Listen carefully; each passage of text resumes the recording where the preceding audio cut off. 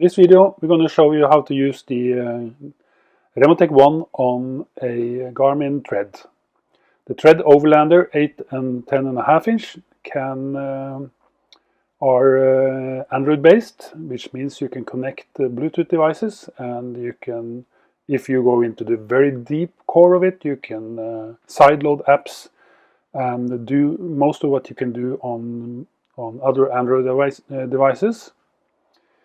But that's a bit more complicated than what we're going to show you now. What we're going to show you in this video is how to connect the Remotek One with a new specific custom firmware, so you can use it directly in the Garmin Tread app map. Okay, so let's get rid of me. And the first thing you have to do, you have to have another Android device available for a little while to download our app and update the controller with the firmware that I've sent you. And if I haven't sent you, if you haven't been sent the firmware, just ask for it, and I'll send you as a mail or in a message on Messenger. Download that firmware to your phone or to another a borrowed phone and install our app.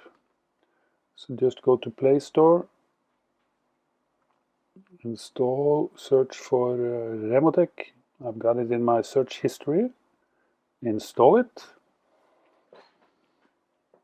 Once it's installed, you only have to go into the controller tab on the firmware, on the app, so you don't have to say yes to all the permissions that you would normally have to.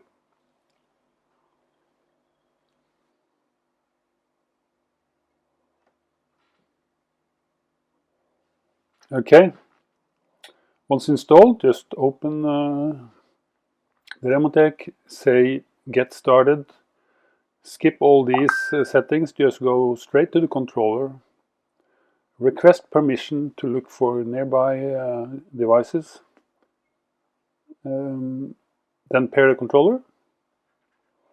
Then you look for the number in the back. In the center you have the serial number 101-160, so you look for 160, RT1 160, connect that.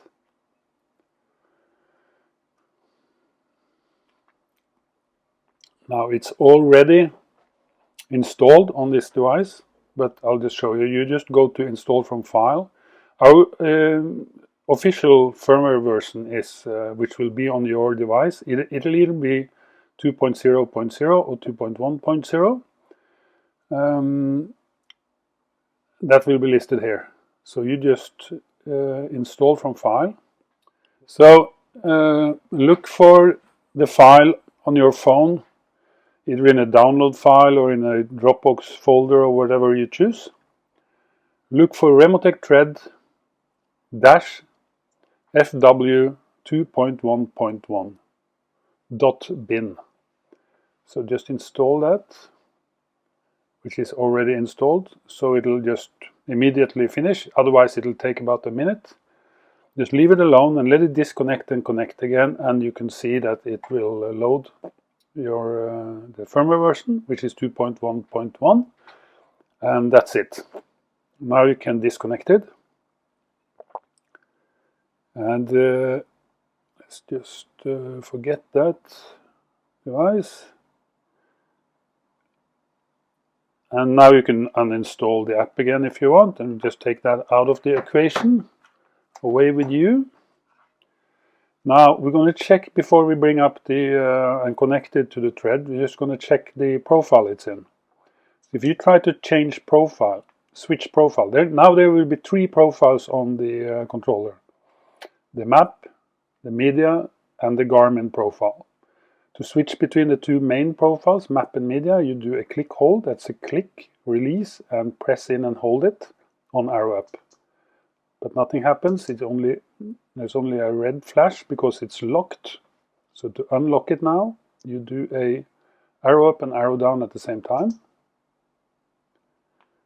And now you want to set it in the Garmin profile, and that is still on the arrow up, a double click hold. So you click 2 times, release 2 times, and then press it back in. So click, click, and press. And nothing happens. That means that you already are in the Garmin profile. Okay?